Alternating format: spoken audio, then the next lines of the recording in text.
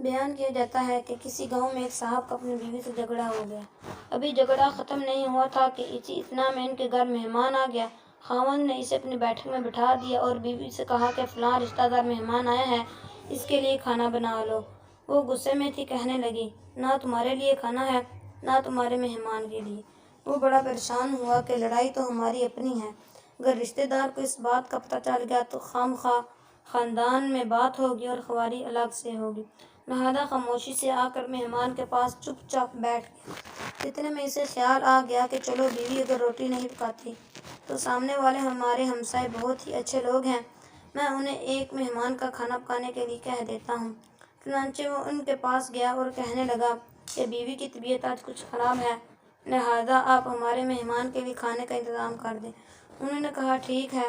وہ مطمئن ہو کر مہمان کے پاس آ کر بیٹھ گیا کہ مہمان کو کم از کم کھانا تو مل جائے گا، جس سے میری عزت بھی بچ جائے گی۔ تھوڑی دیر کے بعد مہمان نے کہا کہ ذرا ٹھنڈا پانی تو لا دیجیے۔ وہ اٹھا کہ گھڑے کا ٹھنڈا پانی لاتا ہوں۔ اندر گیا تو دیکھا کہ بیوی تو زار رو رہی ہے۔ وہ بڑا حیران ہوا اور کہنے لگا، کیا بات ہے، اس نے پہلے سے بھی زیادہ رونا شروع کر دیا۔ کہنے لگی، بس مجھے معاف کر دیں۔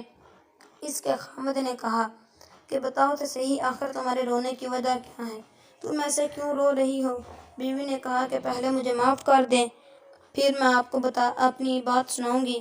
خیر، اس نے کہہ دیا کہ جو لڑائی جھگڑا ہوا ہے میں نے وہ دل سے نکال دیا اور تمہیں معاف کر دیا ہے۔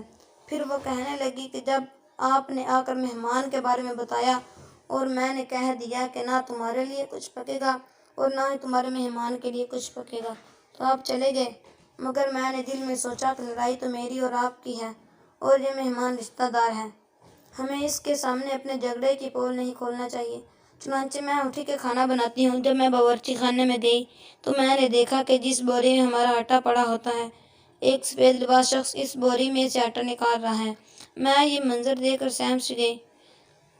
مجھے کہنے لگے کہ اے خاتون، پریشان نہ ہو، یہ تمہارے مہمان کا حصہ تھا جو تمہارے آٹے میں شامل تھا۔ اب چونکہ یہ ہمسائے کے گھر میں پکنا ہے، اسی لیے وہی آٹا لینے کے لیے میں یہاں آیا ہوں۔ اس واقعے سے ثابت ہوتا ہے کہ مہمان بعد میں آتا ہے، جبکہ اللہ تعالیٰ اس کا